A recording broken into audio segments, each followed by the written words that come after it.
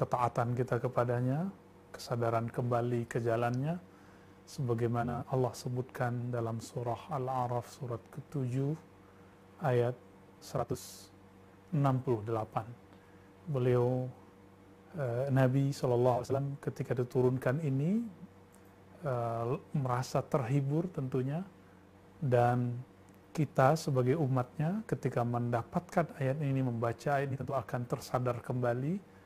Apa yang harus kita sadari di situ? Di tengah ayatnya dikatakan, kami akan memberi bala mereka. Jadi ternyata bala itu ada dua macam, bil hasanati was sayyiat. Bala itu ada yang hasanat, ada yang baik, sehat, tidak ada virus, tidak ada wabah, tidak ada krisis, kehidupan yang nyaman, tidak ada rasa takut kena wabah ini, kena virus ini. Tapi juga ada bisayyiat, tapi juga ada ujian yang berupa sayyiat. Ya, inilah zamannya. Dan di ujung ayat ternyata Allah mengatakan kepada Nabi SAW, yang kemudian dijadikan ayat itu untuk kita semua, la'allahum yarji'un, agar mereka semua kembali kepada Allah Subhanahu wa taala. Maka Imam Ibnu Athaillah mengatakan, siapa yang tidak sadar di saat sehat, Allah akan menegurnya di saat dia sakit. Siapa yang tidak sadar saat ada nikmat, maka Allah akan tegur dirinya dengan menyambut nikmatnya. Mari kita kembalikan kesadaran ini kepada Allah. Tentu sahabat-sahabat semua, apalagi di bulan Ramadan ini, bagi pencinta masjid yang hatinya telah lengket di masjid, telah jatuh cinta di masjid, sudah menyatu dengan masjid, ujian ini lebih berat lagi rasanya, sehingga di awal-awal kebijakan untuk menutup masjid itu dari konflik luar biasa. Namun semuanya itu karena cinta, saya yakin semuanya karena cinta. Yang menolak juga karena cintanya kepada masjid, yang pro juga karena cintanya kepada orang-orang yang mengisi masjid. Mari ayat ini kita renungi, la'allahum yarji'un, semoga mereka sadar, semoga mereka kembali ke jalan Allah. Maka mari kita kembali ke jalan Allah Subhanahu wa taala, bahwa Nabi SAW mengatakan, waju'ilat li al-ardu masajida, dan dijadikan bagiku bumi, hamparan bumi ini sebagai tempat sujud. Ini ujian bagi kita semua, tapi juga anugerah teman-teman semua. Sahabat yang dimuliakan Allah, kita masuk ke hikam yang ke-11. Ya. Sebelumnya mari kita mulai hikam ini dengan bacaan surah Al-Fatihah, surat pembuka, surah yang tidak pernah turun kepada para nabi sebelum Nabi Muhammad SAW. Ini hadiah bagi kita semua, umat Nabi Muhammad, umat yang pendek umurnya, tapi sangat banyak berkahnya. Mari kita baca surah Al-Fatihah. A'udzubillahi minasyaitonir rajim. Bismillahirrahmanirrahim. Alhamdulillahirabbil alamin, arrahmanir rahim, maliki yaumiddin. Iyyaka na'budu wa iyyaka nasta'in. Ihdinas siratal mustaqim. Siratal ladzina an'amta 'alaihim ghairil maghdubi 'alaihim waladdallin. Amin. Semoga Allah membuka hati, pikiran, kalbu kita untuk menerima hikmah-hikmah dari Allah, hikmah dari Rasulullah, hikmah dari pewaris-pewaris Rasulullah sallallahu alaihi wasallam. Di hikmah yang ke-11 dan 12 nanti insya Allah kita akan bahas dua hikmah ini, akan disebutkan perihal apa yang bisa kita amalkan selama Ramadan ini. Satu kali Imam Athaillah menulis, sampailah dia kepada tulisan mengenai cara mematangkan kalbu. Inilah hikmah yang ke-11. Udfun wujudak, ya. Benamkanlah wujudmu, egomu, pintarmu, kecerdasanmu, kealimanmu fi ardil khumul, di tanah yang humus, yang hitam. Fama nabata mimma lam yudfan la yatimmu natajuh. Kenapa? Karena satu biji yang tidak dibenamkan, dicelupkan ke dalam tanah, maka biji tersebut tidak akan tumbuh dengan sempurna, tidak akan menghasilkan hasil yang ideal. Ini kalimat ada metaforanya, ada majazinya. Imam Athaillah ingin menyindir kita semua yang ingin tampil bukan pada saatnya, ingin mengkritik tapi tidak cukup modal ilmunya, yang ingin mengajar orang tapi belum menghajar dirinya. Tentu ini juga untuk bagi kami, saya sendiri dan kita semua. Apa kata beliau? Sebelum kamu tampil wujudmu di hadapan orang, maka benamkan wujudmu. Pembenaman wujud ini, inilah yang disebut belajar, berlatih riyadhah, ya, belajar itu ta'lum, berlatih itu riyadhah, sungguh-sungguh berlatih disebut mujahadah. Sahabat dimulakan Allah, sebelum anak kecil yang pintar berpidato itu terkenal, sebaiknya dia dipesantrenkan dahulu. Sebelum seorang itu mengkritik, seharusnya dia belajar dulu apa yang harus dikritik. Sebelum seseorang bekerja, maka dia di-training dulu. Dia dikuliahkan dulu. Bayangkan jika untuk persoalan duniawi, untuk kematangan, profesionalitas dalam hal duniawi, seseorang mesti ada sekolahnya, latihannya, ada ujiannya, maka untuk persoalan keagamaan, keilmuan, kerohanian, masa tidak ada latihannya, masa tidak ada sekolahnya, masa tidak ada ujiannya. Berdasarkan ini, Imam Athaillah ingin mengatakan, jika Anda ingin tampil, maka matangkanlah ilmu yang akan Anda tampilkan. Jika engkau ingin show up, ingin menunjukkan sesuatu kepada orang, maka matangkan dulu baru tampilkan. Teman-teman semua, sahabat dimulakan Allah, apabila ada seseorang yang mengajar sebelum dia dapat izin dari gurunya mengajar, yang menjadi pemimpin sebelum dia direstui oleh guru-gurunya, pembimbing-pembimbingnya jadi pemimpin, sebelum diizinkan oleh orang-orang yang punya kebijaksanaan dalam kalbunya, maka orang ini ibarat biji yang dibiarkan tumbuh tapi tidak dibenamkan ke dalam tanah. Coba lihat, apabila benih padi setelah tumbuh lalu tidak ditancapkan ke dalam tanah, maka buahnya tidak menghasilkan kecuali buah yang hampa. Jadi ternyata buah padi itu baru menjadi sempurna ketika dia dibenamkan dan dipupuk. Begitu juga kita biasa waktu kecil makan seperti jagung kemudian beberapa ada yang berserakan di tepi jalan, lalu ada juga yang ditanam di ladang-ladang. Perhatikan, yang tumbuh di ladang, yang dirawat oleh tuannya, oleh petani, ini akan berbeda hasil dengan biji-biji yang berserakan di luar. Biji yang tumbuh, yang dirawat oleh petani, maka dia akan tumbuh subur dan menghasilkan buah yang begitu sangat segar sekali, sangat bagus sekali. Berbeda dengan biji yang tumbuh di luar itu. Sahabat dimulakan Allah, inilah maksudnya. Maka seseorang jika ingin menjadi ahli dalam suatu ilmu, maka dia harus menempa dirinya, baik itu dalam, kalau agama, dalam pesantren, kampus keagamaan, begitu juga ilmu-ilmu keduniaan, maka dia harus menempa dalam tempat-tempat yang punya otoritas atau orang-orang yang punya kemampuan untuk berdidiknya dalam hal itu. Maka kami mengajak, jangan tampil dulu sebelum matang. Sabar-sabar, kesabaran inilah yang kemudian membuat Imam Bukhari dikenal sebagai Bukhari hari ini. Teman-teman, sahabat yang dimulakan Allah, Imam Bukhari itu telah menjadi imam umurnya belum sampai 18 tahun. Tapi beliau belum menulis.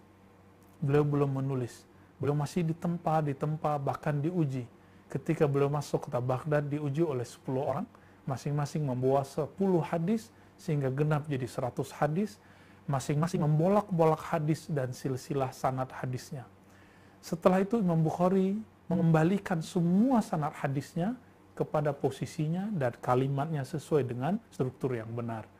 Begitu juga ketika beliau masuk ke kota Naisapur, salah satu kota di Khurasan, di Iran hari ini, itu kota Ahlus Sunnah, beliau juga sama, beliau diuji langsung oleh 100 orang dengan cara yang sama, lalu beliau kembalikan semua pada tempatnya. Ini selevel Imam Bukhari, setelah umurnya 20-an, umurnya telah matang, barulah beliau tampil, dan penampilannya betul-betul memukau. Sehingga disebutkan dalam sebuah riwayat yang sahih, yang dikatakan oleh Imam Zahabi, Imam Ibnu Katsir, Imam Al-Bukhari ketika datang ke Khurasan, beliau dikenalkan oleh Imam Zuhli kepada murid-muridnya, lalu Imam Zuhli mengatakan, khuzu wasma'u min hadzal ghulam as-salih. Dengarkanlah dari anak muda yang saleh ini. Imam Zuhli ini adalah senior beliau, tapi mempunyai keilmuan yang berbeda dengan beliau. Imam Zuhli adalah murid Imam Ahmad juga, yang punya hafalan yang kuat, tetapi ilmu ilalnya tidak sebagus Imam Bukhari. Ketika Imam Bukhari mulai menjelaskan hadis dan menjelaskan ilmu-ilmu hadis yang luar biasa, setelah umurnya matang, akhirnya majelisnya dipenuhi oleh banyak orang dan diridhai oleh banyak masyaikh. Teman-teman semua, ketika seseorang mengajar, tampil, menjadi seorang kiai, ustadz, sebelum dia dikiaikan oleh gurunya, sebelum dia diustadkan oleh ustadznya, maka orang-orang ini dikhawatirkan ibarat buah pisang yang dipetik sebelum matang. Sehingga ketika dimakan, hasilnya tidak enak, hasilnya tidak nikmat.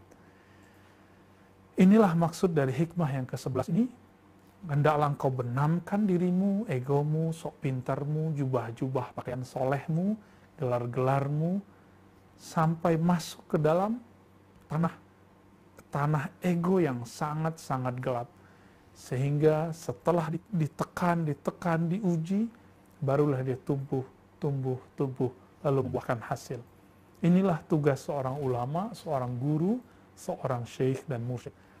Kita masuk ke hikmah ke yang 12.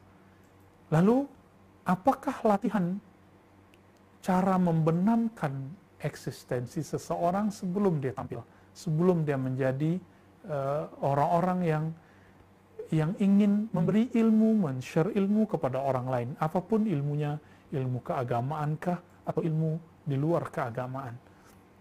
Imam Ibn Athaillah mengatakan, Bismillahirrahmanirrahim, ma nafa'al qalba syai'un mislu uzlatin yadkhulu biha maidana fikrah. Kalau ada orang bertanya, lalu cara membenamkan jiwa, membenamkan ego itu bagaimana? Caranya, kata beliau, ma nafa'al qalba syai', tidaklah bermanfaat, tidaklah berfungsi latihan apapun untuk kalbu ini, untuk jiwa kita ini, melebihi uzlah. Apa arti uzlah?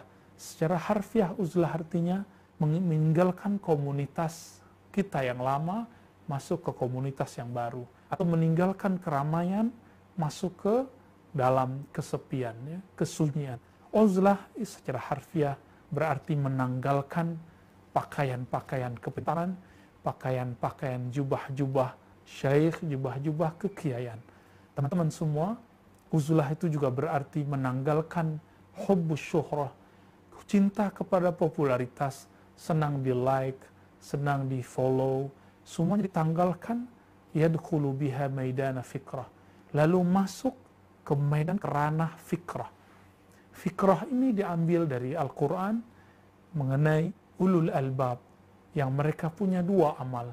Alladzina yazkuruna Allaha qiyaman wa qu'udan wa ala junubihim. Orang-orang yang sedang uzlah ini, ulul albab ini, dia punya dua amalan. Pertama, mereka berlatih menyebut nama Allah dalam keadaan mereka berdiri, duduk meskipun berbaring. Lalu yang kedua amalan mereka adalah yatafakkarun, ya. Mereka berpikir mengenai makhluk-makhluk Allah, rahasia-rahasia Allah. Inilah yang disebut maidan fikrah, ranah fikrah. Jangankan untuk mematangkan pemikiran mengenai keagamaan. Apabila seseorang ingin menulis sesuatu status saja, maka dibutuh keheningan sejenak. Begitu juga seorang mahasiswa ingin menulis skripsi, makalah, maka dia butuh waktu yang sangat private. Waktu yang private inilah yang disebut uzlah. Jika seseorang bekerja, dia punya proyek, dia mau membuat proposal atau sedang merancang suatu program, dia membutuhkan ketenangan, sehingga orang mencari ketenangan itu di mana-mana, di puncak, di kafe, di ruangan terbuka, di ruang yang terlihat indah. Maka teman-teman semua, jika orang ingin proyek kolbunya, ingin kolbunya ini matang, jalan kolbunya kepada Allah itu terang, maka dia butuh uzlah juga, menanggalkan semua itu, lalu dia berangkat menuju Allah Subhanahu wa Ta'ala. Ini kesempatan bagi kita semua, teman-teman semua, sahabat melakukan Allah, baik pencinta masjid yang pro untuk PSBB ini ataupun yang tidak pro, ya. Semuanya coba ambil kalimat ini. Imam Zunnun al-Misri mengatakan, seseorang disebut sudah istiqamah, tidak riya lagi, apabila amalannya di masjid dan di rumah sama. Jika di masjid dia semangat beramal, maka ketika pulang dia juga semangat beramal. Mari kita pakai penjelasan beliau yang ini. Biasanya kita selalu di masjid. Sekarang kita diuji. Apakah di rumah kita serajin kalau di masjid? Kalau di masjid betul itu rumah Allah, rumah tempat menyembah Allah. Tapi ingat, syaitan itu makhluk yang statis. Syaitan di dalam masjid tetaplah syaitan. Dia akan menggoda kita, membisikkan kepada kita, hei, sholatmu lamakan sedikit. Ada orang yang memandangmu, lamakan sujudmu, supaya orang melihatmu terlihat soleh. Apakah godaan ini sama ketika di rumah? Saya rasa juga akan sama. Namun, nanti kita akan merasa soleh di hadapan keluarga. Nah, ketika hening, ketika tiada siapa-siapa, semua tertidur, apakah takbirnya sebagus ketika di masjid? Apakah rukuk dan sujudnya sepanjang waktu di masjid? Apakah ketawaduannya, emosionalnya yang dijaga itu seperti kita di masjid? Sahabat yang melakukan Allah, maka jadikan rumah itu tempat kita berkhalwat, menyepi hari ini, tempat kita melakukan uzlah Ramadaniyah, uzlah Ramadan. Nabi SAW sebelum beliau diangkat menjadi Rasul, beliau sangat suka menyendiri, suka beruzlah. Kemana beliau beruzlah? Beliau beruzlah ke Gua Hira. Tentu di antara kita semua, sebagiannya sudah banyak yang ke sana atau belum ke sana. Semoga Allah mudahkan perjalanan kita untuk menapak tilas sejarah ini. Nabi SAW setiap tahun beliau kemudian menginap di sana dan membawa beberapa bekal sesederhana mungkin. Lalu beliau berzikir, bertafakur di sana. Ternyata ada agenda besar yang menunggu Rasulullah SAW, yaitu mengeluarkan makhluk manusia dari kesyirikan, dari akhlak jahiliyah kepada tauhid dan akhlak yang baik. Inilah kemudian membuat beliau suka beruzlah. Maka jika seorang Rasul SAW sebelum diangkat jadi Rasul perlu ada latihan rohani, masa seorang dai, seorang ulama, seorang guru tidak mempunyai latihan? Jika guru SD, guru SMA, guru di kampus-kampus, sebelum dia dikeluarkan izin dia mengajar, dia perlu ditempa dulu, perlu bergelar dulu, perlu kuliah dulu. Tentu, untuk keilmuan rohani, keilmuan mengenal Allah, butuh kuliah-kuliah rohani yang melebihi semua itu. Butuh ujian-ujian rohani yang melewati semua itu. Sahabat melakukan Allah, inilah yang disebut dalam Al-Quran tadi, surah Al-A'raf tadi, ayat 168, وَبَلَوْنَاهُمْ بِالْحَسَنَاتِ وَالسَّيِّئَاتِ لَعَلَّهُمْ يَرْجِعُونَ. Kami akan uji mereka dengan kebaikan-kebaikan, dengan kesenangan-kesenangan, dan juga keburukan-keburukan, kepayahan-kepayahan, agar mereka kembali ke jalan Allah Subhanahu wa Ta'ala. Maka, sahabat-sahabat karena Allah, manfaatkan Ramadan ini di saat kita tidak kemana-mana, di saat kita hening di rumah untuk masuk ke dunia uzlah itu, ke dalam masa-masa menanggalkan semua pakaian-pakaian ego ini, baik itu gelar, baik itu keilmuan, kecerdasan, kekayaan, bahkan termasuk juga kita merasa sendiri, merasa diri kita ini pintar. Teman-teman semua jamaah yang memuliakan Allah, inilah yang maksud uzlah. Uzlah secara harfiah meninggalkan dunia yang fana ini, kemudian kita menyendiri, tetapi uzlah secara rohani, ketika rohani ini menghindari, menjauhi hiruk-pikuk kesibukan dunia. Meskipun badan ini masih di dunia, tapi kalbunya telah bersama Allah Subhanahu wa Ta'ala. Di hikmah yang ke-13, ketika orang menjalani latihan-latihan rohani di rumahnya sendiri, baik berzikir, tahajud, baca Quran, lalu ada keluhan, apa yang dirasakan? Ternyata ketika orang menjalani latihan-latihan salat, latihan zikir, baru saja memejam matanya, baru saja dia takbir, telah muncul gambar-gambar, gambaran dunia, lintasan-lintasan rohani, lintasan-lintasan pemikiran yang sangat mengganggu. Apakah realita ini? Apakah sebenarnya yang terjadi? Ternyata di hikmah yang ke-13, Imam Ibn Athaillah Iskandari menjelaskan, kaifa yashruqu qalbun suwarul akwan muntabi'atun fi mir'atih. Beliau sedang ingin mengatakan bahwa kalbu ini mempunyai semacam mir'ah, ya, cermin. Kaifa yashruqu qalbun, bagaimana mungkin kalbu ini akan bercahaya, akan terang benderang, akan memantulkan cahaya ilahiyah, suwarul akwan, gambar-gambar alam semesta, mulai dari uang, mulai dari virus, ketakutan terhadap virus, semuanya itu mengganggu pikiran ini, sehingga muntabi'atun fi mir'ati, gambar-gambar selain Allah itu muntabi'ah, terbit muncul di dalamnya. Tapi muntabi'ah ini lebih berat sekali kalau diartikan muntabi'ah dari kata intaba'a, melekat di dalamnya, karat-karat itu melekat di dalamnya. Apa pendapat sahabat semua jika kita bercermin di cermin yang berkarat dan tidak pernah dibersihkan? Apakah wajah kita tampak di dalamnya? Tentu tidak. Inilah sebabnya kenapa zikir, kenapa sholat kita tidak khusyuk selama ini. Kenapa ketika kelatihan di rumah itu beda dengan latihan jika ada orang yang memimpin. Mungkin inilah yang dirindui oleh semua orang yang tidak suka ketika masjidnya ditutup. Kita sangat memaklumi itu. Inilah ujian hari ini. Betapa berat ujian bagi pecinta masjid ketika masjidnya ditutup. Namun Allah Subhanahu wa Ta'ala, seperti dikatakan dalam ayat tadi, menguji kita dengan kebaikan dan keburukan. Am kaifa yarhalu ilallah wa huwa mukabbalun bisyahawatih.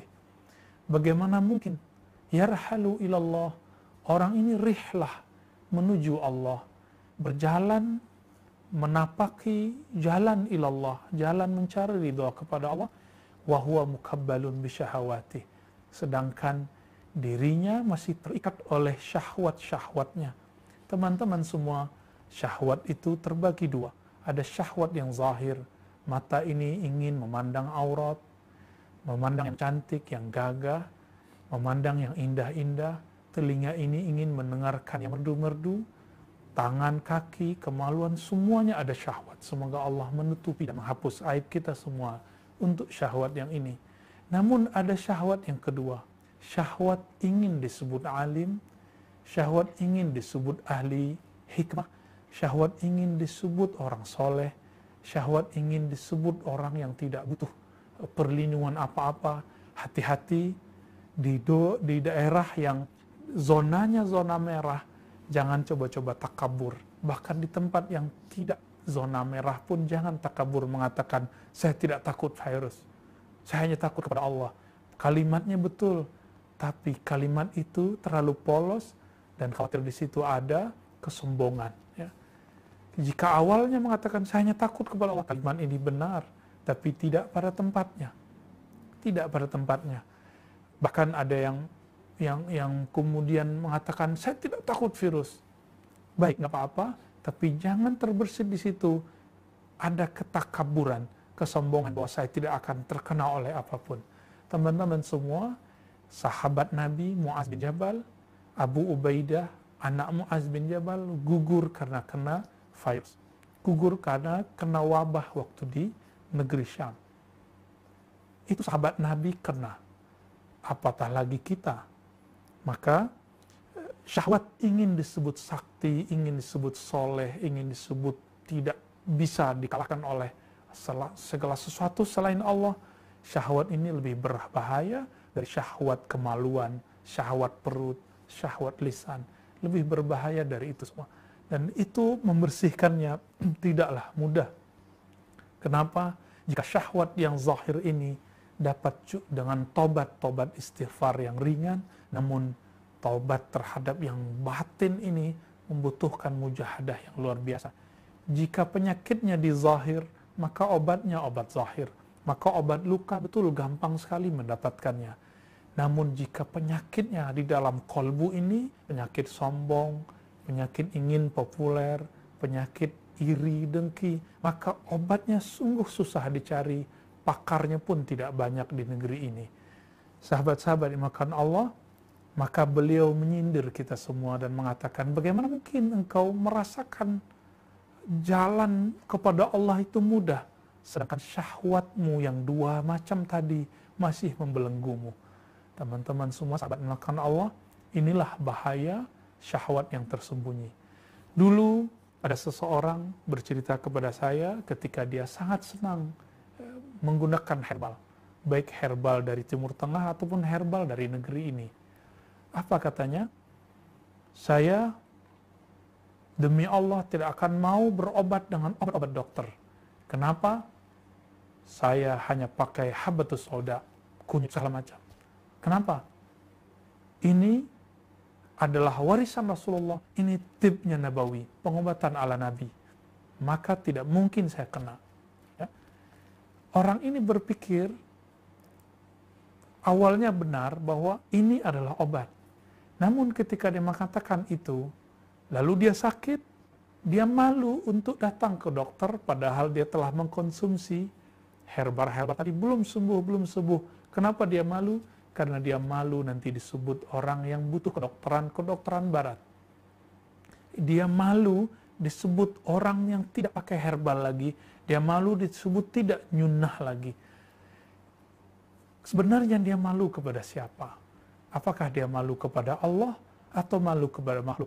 Jika malunya kepada Allah, maka baru malunya ini benar.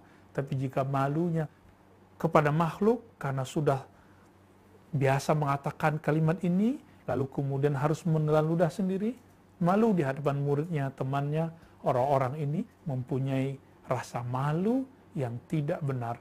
Rasa malu ini bagian dari syahwat rohani. Teman-teman semua sahabat melakukan Allah, ikhwan akhwat fillah.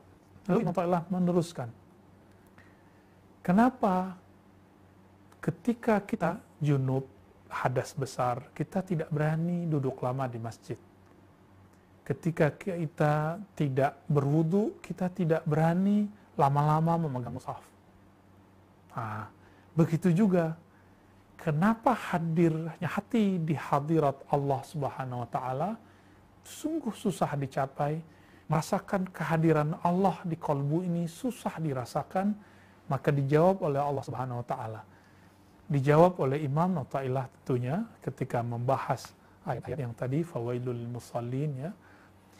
Am kaifa yatma' ayadkhula hadratallahi wa huwa lam yatatahhar min janabati ghafalati. Bagaimana mungkin dia berharap masuk ke hadirat Allah, hadir memandang Allah, dipandang oleh Allah, yang kita sebut ihsan. Memandang Allah atau merasa dipandang oleh Allah. Wa huwa lam yatatahhar, sedangkan dirinya belum bersuci dari junub ghafalah. Jadi ternyata dalam bahasa metafora yang dikatakan oleh Imam Athaillah, bahasa majazi beliau, ghaflah, rasa tidak hadir di hadapan Allah, itu muncul karena kolbu ini lalai.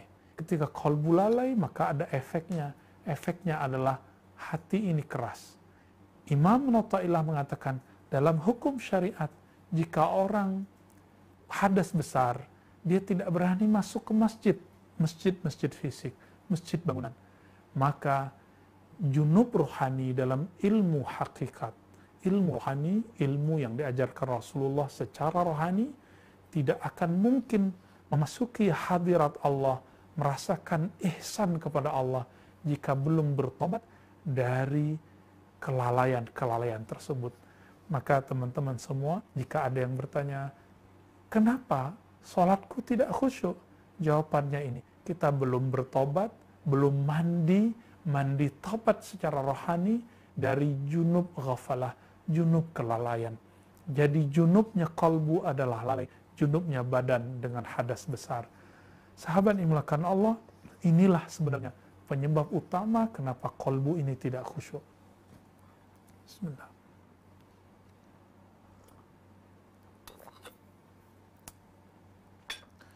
Lalu di akhir kalimat, nah ini penutup dari kajian hikam kita pada malam ini, malam yang diberkahi ini. Am kaifa yarju ayyafhama daqa'iqal asrar wa huwa lam yatub min hafawatih. Beliau sedang mengatakan, kenapa kita tidak bisa memahami rahasia-rahasia Allah, hikmah-hikmah dari takdir Allah, malah kita menyerahkan sekelompok orang, menyalahkan dengan teori-teori konspirasi dan segala macam itu. Kenapa ini muncul? Kenapa emosional itu kemudian meledak-meledak sehingga tidak mampu memahami dengan baik hakikat yang sebenarnya? Maka beliau mengatakan, am kaifa yarju, bagaimana mungkin engkau berharap memahami daqaiqal asrar, memahami kehalusan-kehalusan sir rahasia Allah di setiap takdir yang Dia ciptakan. Wa huwa lam yatub min hafawatih. Karena apa?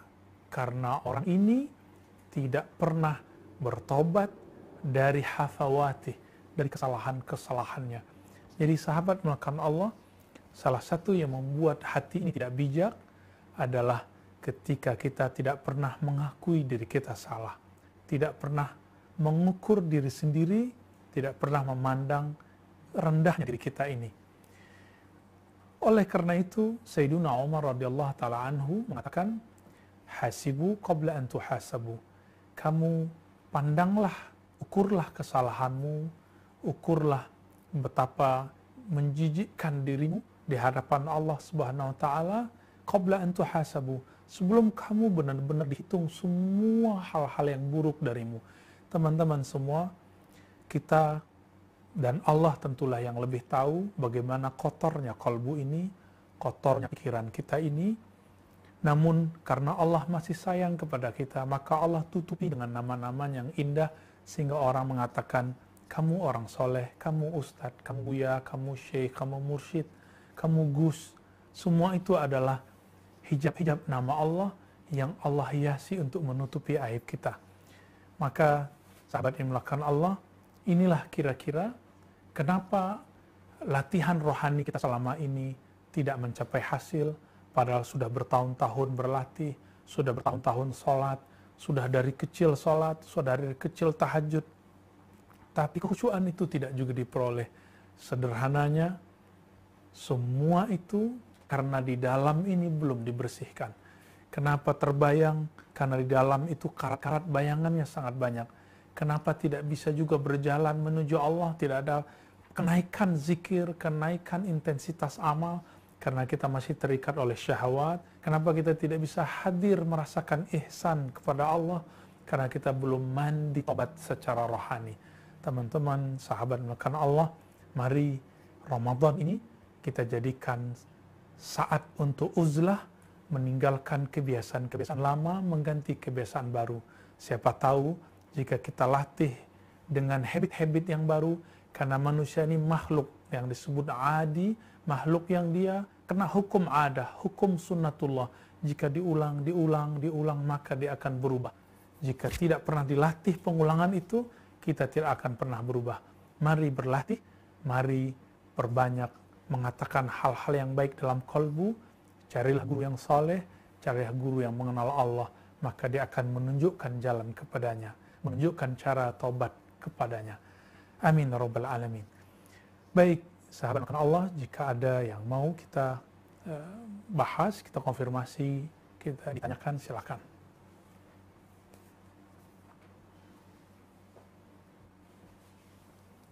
Baik, jazakallah. Baik, ini di luar tema ya. Apakah benar dukhon itu artinya asap, akan terjadi di bulan Ramadan? Hadis mengenai dukhon, bahwa dukhon akan keluar muncul sebagai tanda kiamat, hadisnya sahih. Salah itu disebut 10 tanda kiamat besar. Tapi hadis-hadis yang menyebutkan kapan waktunya, sejauh penelitian kita tidak ada yang sahih. Namun ada beberapa hadis yang dhaif yang menyebutkan jika Ramadan jatuh di hari Jumat, maka nanti di pertengahan Ramadan akan terjadi dentuman besar, nanti setelah itu muncullah dukhon. Sejauh ini kita belum menemukan hadis ini sahih, namun jika terjadi, kita juga akan tidak tahu, hadisnya tidak akan otomatis menjadi sahih, karena hadisnya diriwayatkan dengan riwayat yang matruk, semi palsu. Kalaupun terjadi, dia terjadi karena berdasarkan hadis yang sahih tadi, bahwa dukhon akan terjadi. Kajian-kajian akhir zaman saat ini, teman-teman semua, sahabat Allah, sebenarnya tidak semuanya salah. Ya, baik dari sahabat-sahabat kita, ustadz-ustadz yang sangat pakar mengenai akhir zaman dan teori konspirasi, banyak yang benar yang mereka sampaikan, tapi ketika mulai dikait-kaitkan dengan waktu, timing, penanggalan, tahun-tahun tertentu, disitulah mulai ada kejanggalan-kejanggalan.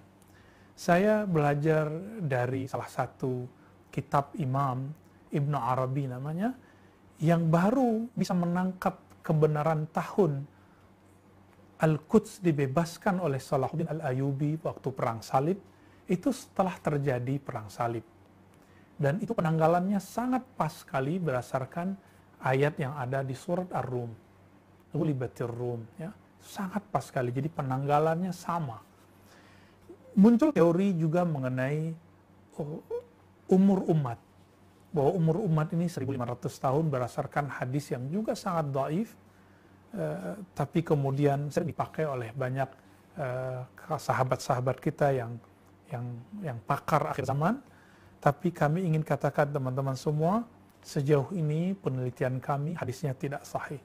Kalaupun terjadi bukan karena hadis-hadis yang tidak sahih tersebut, tapi terjadi karena ada isyarat-isyarat umum dari Rasulullah SAW. Maka jika ikut kajian akhir zaman, silakan ikuti yang sesuai dengan hadis yang sahih, yang membuat hati kita tambah tergerak kepada Allah, bukan malah putus asa dari jalan Allah Subhanahu wa Ta'ala. Inilah persoalan hari ini, kajian-kajian anak muda terutama, ketika awal hijrah kesadaran, maka seharusnya yang pertama dilakukan adalah belajar ma'rifatullah. Karena iman pertama adalah antu'mina billah, iman kepada Allah. Lalu iman kepada malaikatnya, iman kepada kitab suci, rasul, baru akhir-akhir, baru setelah itu takdir. Jika tidak dimulai dengan ma'rifatullah, mengenal Allah Subhanahu wa Ta'ala, maka rasa takut itu akan mencekam, membuat orang kemudian futur, malah tambah parah, tambah malas, kemudian menjadi bingung berbuat apa. Ini bisa menghabiskan kecerdasan kita semua. Jadi saya sarankan silakan ikuti kajian akhir zaman, tapi saringlah, ya. Yang pasti kiamat akan terjadi, Imam Mahdi pasti muncul, Nabi Isa pasti turun. Semua itu oleh ahli-ahli hadis, ahli aqidah, ahli sunnah, semua dikatakan telah ittifaq. Meskipun ada 1-2 ulama-ulama yang kaulnya, perkataannya keluar dari ini, tapi kita tidak terima. Jadi dengan ini kami menyarankan agar menyaring kembali. Suatu kali Nabi SAW ditanya, mata sa'ah. Ternyata yang bertanya adalah seseorang yang hakikatnya adalah malaikat Jibril. Apa jawaban Nabi? Ketika ditanya kapan kiamat, jawaban beliau, tidaklah yang ditanya lebih tahu daripada yang bertanya. Jika Rasulullah, jika Jibril tidak mengetahui kapan tepatnya kiamat, kapan keluarnya Mahdi, kapan keluarnya Isa, turunnya Nabi Isa, kapan terjadinya dukhon, maka apalagi kita. Dan saya berhusnuzon kepada ustadz-ustadz yang pakar akhir zaman ini, mereka sebenarnya hanya memprediksi, bukan meyakini tahun-tahun yang mereka sebutkan. Semoga seperti itu. Bagaimana tingkatan untuk meningkatkan zikir kepada Allah supaya bisa istiqamah? Oh, mungkin maksudnya bagaimana cara untuk meningkatkan zikir supaya istiqomah. Jika orang tidak istiqomah, maka yang harus dia lakukan pertama adalah berguru kepada guru yang dapat izin dari guru-guru sebelumnya, dari pewaris-pewaris Rasulullah SAW. Karena guru, kiai, syekh sebenarnya dalam istilah-istilah pesantrenan, istilah-istilah zawiyah, halaqah-halaqah zikir, hanyalah orang yang dapat izin dari gurunya. Inilah perbedaan kiai bersanad dengan kiai yang tidak bersanad. Syekh, ustadz, mursyid yang dapat ijazah dengan yang tidak. Dalam tradisi otoritas keagamaan, orang yang disebut mursyid, syekh, ala alim, ketika gurunya mengizinkan dia mengajar. Bukan karena jamaah yang berinya gelar. Inilah perbedaannya. Nah, maka carilah guru yang kuat. Amalnya bersanad kepada Rasulullah SAW. Dan jangan lupa yang kedua, carilah komunitas yang semangat. Guru bersanad, komunitas bang semangat. Baru nanti akan muncul ghirah, himmah yang tinggi. Nah, disitulah nanti akan terbuka jalan, nanti kita akan naik. Baru saja mau belajar zikir kepada satu komunitas, lalu kita kemudian mendengarkan lagi komunitas yang lain yang membantah komunitas ini. Akhirnya terjadi bingung. Nah, maka untuk menghilangkan kebingungan ini, bergurulah kepada orang yang punya otoritas yang bersanad itu. Belum tentu yang bersanad itu, sahabat melakukan Allah, orang yang bergelar. Siapa tahu dia nggak punya gelar, tapi dia dapat izin dari gurunya. Ya. Carilah guru-guru begini, kita akan dibawanya kepada tingkatan istiqomah, insya Allah.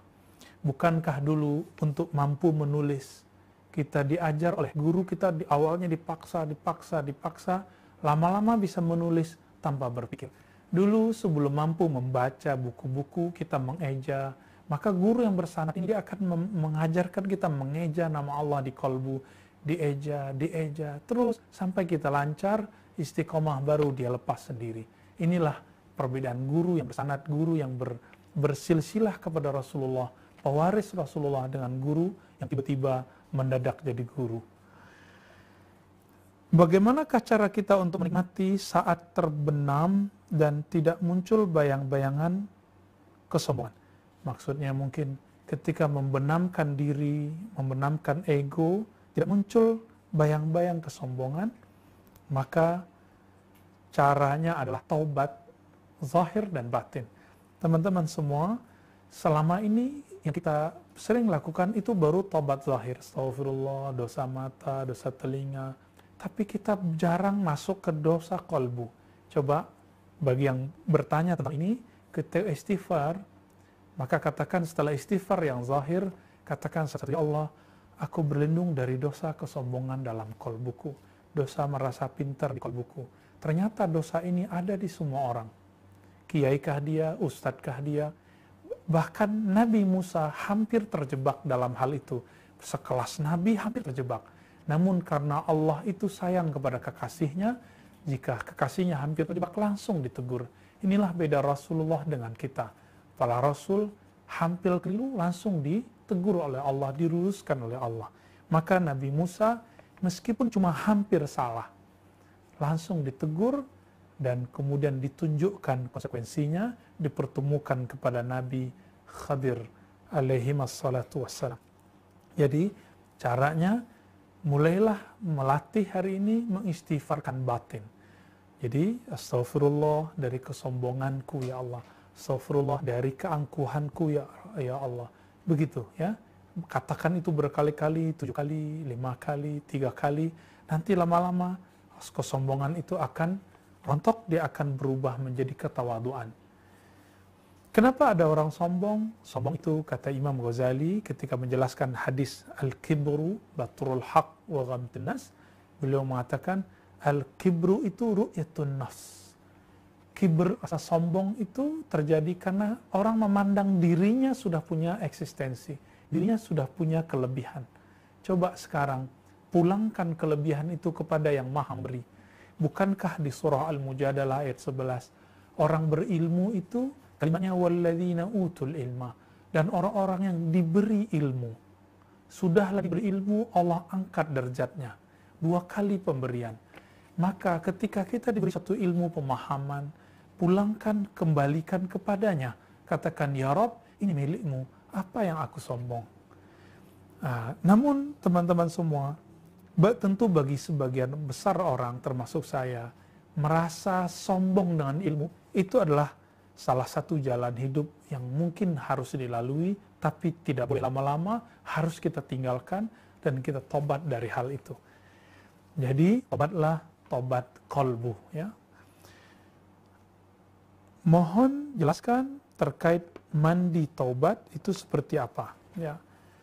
Mandi tobat itu sebenarnya boleh secara harfiah, betul-betul mandi pakai air, seperti orang yang baru masuk Islam dianjurkan mereka mandi. Begitu juga orang-orang yang taubat dari dosa, maka dia kemudian mandi secara zahir.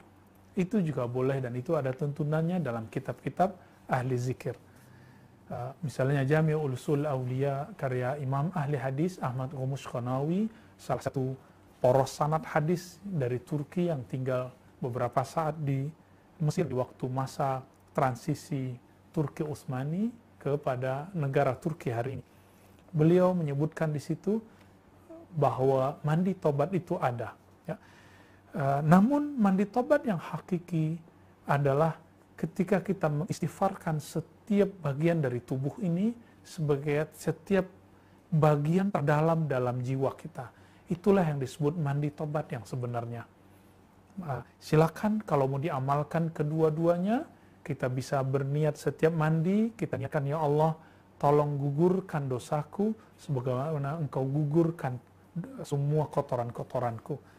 Namun jika tidak sempat, cukup ya dengan mandi dengan istighfar, mandi dengan tobat. Jadi mandinya badan dengan air, mandinya kolbu dengan istighfar dan tobat. Bagaimana cara agar hati tidak lalai, dan bagaimana tobatnya hati? Tobatnya hati kita sudah sebutkan barusan. Apa cara agar hati tidak lalai? Agar hati tidak lalai, maka harus dilatih hati itu untuk mengingat zat yang tidak pernah lalai. Siapa zat yang tidak pernah lalai? Allah Subhanahu wa Ta'ala. Jika ada orang jatuh cinta kepada seseorang, dia kepikiran terus, dia kemudian ingat orang itu lebih banyak bahkan daripada ingat orang tuanya sendiri. Lebih banyak daripada dia mengingat dirinya sendiri bahkan. Ini yang kita sebut kasmaran. Ya, kalau bahasa kitabnya, bahasa yang disebutkan dalam ilmu kalbu disebut syauq. Ya, disebut syauq. Ketika seseorang merindukan yang tidak pernah lalai darinya, maka kerinduan itu akan lebih kekal, akan bertahan lama. Namun jika dia merindui sesuatu yang tidak jelas, bahkan dia tidak meyakini kejelasannya, maka ini juga akan berujung kepada tidak kekalnya kerinduan tersebut. Jadi bagaimana cara agar hati tidak lalai? Latihlah kalbu itu menyebut nama zat yang tidak pernah lalai, yaitu Allah Subhanahu wa Ta'ala. Inilah amalan Nabi ketika diturunkan surat Al-Alaq, Iqra bismi rabbik. Bacalah dengan nama Rabbmu, bacalah nama Rabbmu. Siapa nama Rabbmu? Itulah dia yang tidak pernah lalai. Terkadang perasaan resah dan gelisah membuat ibadah tidak khusyuk. Apa yang harus dilakukan? Sahabat yang melakukan Allah, apabila hati gelisah, maka obatnya tidak ada lagi kecuali yang disebutkan dalam surat Al-Alaq ayat 28. Ala bidzikrillah tatma'innul qulub. Ayat ini sangat menarik sekali. Allah mengatakan, ala, hei, ingatlah. Lalu objeknya dimajukan. Orang Arab jika berkata mendahulukan objek daripada subjek predikatnya, maka sedang ingin ada penekanan makna. Maka jika diterjemah secara harfiah, ketahuilah dengan menyebut nama Allah, hati tenang. Tapi mengikuti balaghah ayat ini, ketahuilah hanya dengan menyebut nama Allah, hati menjadi tenang dan damai. Jika anak kecil baru bisa tenang diberi mainan, maka kolbu tidak akan pernah tenang kecuali diberi mainannya. Apa mainan kolbu? Mainan kolbu adalah asma Allah Subhanahu wa taala. Mainan jiwa adalah sifat Allah Subhanahu wa taala.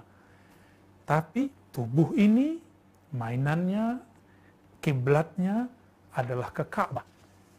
Teman-teman semua, apa pendapat antum semua jika ada orang sholat tidak ke arah Masjidil Haram? Apakah sholatnya sah? Secara fikih tidak sah. Maka bagi ahli kolbu, kolbu itu kiblatnya kepada Allah. Jika dia tidak berkiblat kepada Allah dalam sholatnya, di luar sholatnya, maka sholatnya secara hakikat tidak diterima oleh Allah Subhanahu wa taala.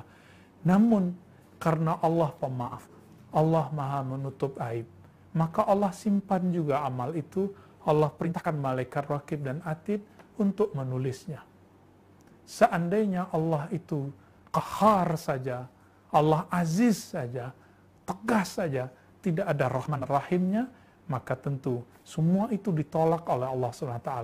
Coba lihat anak kecil yang dimanja dari kecil, ketika dia minta sesuatu tidak dikasih, kita kasih yang lain, itu makanan bisa dilemparin, makanannya bisa ditolak, dituangin, ngamuk. Allah itu bukan anak kecil, maka Allah memaafkan lebih banyak.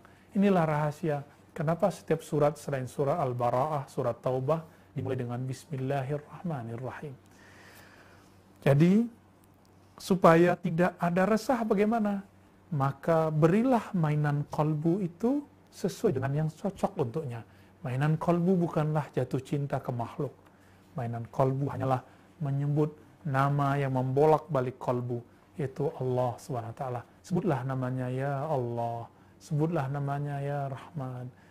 Bacalah ini ya Hayyu, ya Qayyum. Baca ini sebelum sholat. Sebelum sholat, wiridkan ini minimal 40, 50, 70, 100. Sebagai latihan. Nanti kolbu ini akan terlatih untuk menjadi tenang. Terakhir, apa hukum orang main game? Ya, gamenya apapun itu selama tidak eksplorasi apa yang diharamkan dalam syariat, buka aurat, ya, kata-katanya tidak jorok, maka hukumnya mubah. Pada dasar hukumnya mubah. Ya, karena pada dasarnya segala sesuatu yang tidak diharamkan Allah hukumnya boleh. Tapi segala sesuatu hukum itu akan berubah menjadi 5 kondisi. Dia bisa menjadi wajib kalau itu jadi terapi. Tapi sejauh ini saya belum ketemu ada terapi dengan game. Mungkin teman-teman psikolog ada yang sudah punya itu, wallahu alam. Ada yang dianjurkan untuk sekedar hiburan, misalnya ada yang mubah. Nah, sebenarnya game itu lebih pas disebut mubah, ya. Dia bisa menjadi makruh. Makruh ini apabila main game lebih banyak daripada bertasbih, berzikir kepada Allah. Allah pasti cemburu. Allah sangat pencemburu. Innallaha ghayurun. Dalam hadis yang sahih disebutkan, Allah sangat pencemburu. Jangan buat dia cemburu. Jangan buat dia cemburu. Jika dia cemburu, maka dia murka. Dia akan ambil barang yang membuatnya cemburu.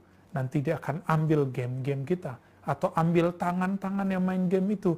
Ambil pikiran mata yang menikmati game tersebut. Jangan buat Allah cemburu. Bisa jadi haram jika telah melalaikan waktu-waktu yang wajib.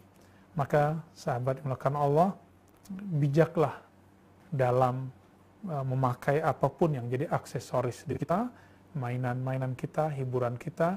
Jangan sampai hiburan zahir ini membuat kita jauh dari hiburan yang sebenarnya, hiburan kalbu.